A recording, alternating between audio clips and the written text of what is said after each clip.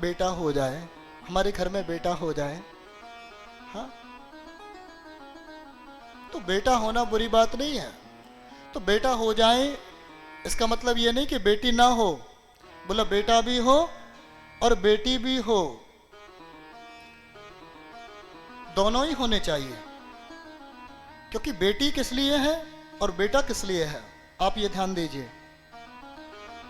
बेटा जब घर में पैदा होता है तब पितृ तृप्त हो जाते हैं और वो तृप्त होकर के कहते हैं कि अब हमारे को कोई जल देने वाला, हमारे को तृप्त करने वाला आगे की पीढ़ी में हुआ है। तो वंश की वृद्धि होती है। पितृ जब प्रसन्न होते हैं तो वंश की वृद्धि करते हैं, तो आगे फिर संतान होते हैं, वंश फला फूला रहता है।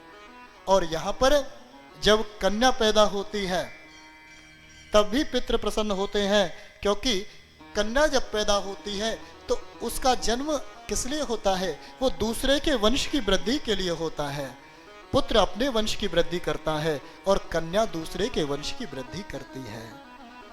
कन्या नहीं होगी तो वंश की वृद्धि कैसे होगी?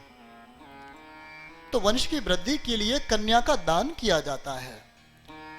कन्या दान करने के लिए होती है, वंश का विस्तार करने के लिए कन्या का जन्म होता है।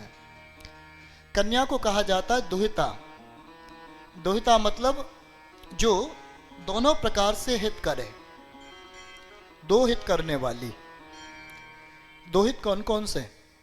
एक हित तो वहां पर जहां पर उसका जन्म हुआ है वह अच्छा पढ़े लिखे और मां से संस्कार ले, और फिर इससे उसकी उस कुल में बढ़ाई हो, और उसके बाद में जब दूसरे कुल में जाए और जाकर के वहां पर अच्छे कार्य करे, सास ससुर की सेवा करे और अपने घर के रीति रिवाज अनुसार परिवार को आगे बढ़ाए, तो वहां पर उसकी कीर्ति से भी उस परिवार का भी कल्याण होता है।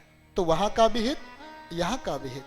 पुत्र तो होना चाहिए, लेकिन पुत्र इसलिए क्योंकि वो एक ही कुल का हित करता है, तो पुत्री भी होनी चाहिए क्योंकि वो दोनों कुल का हित करता है।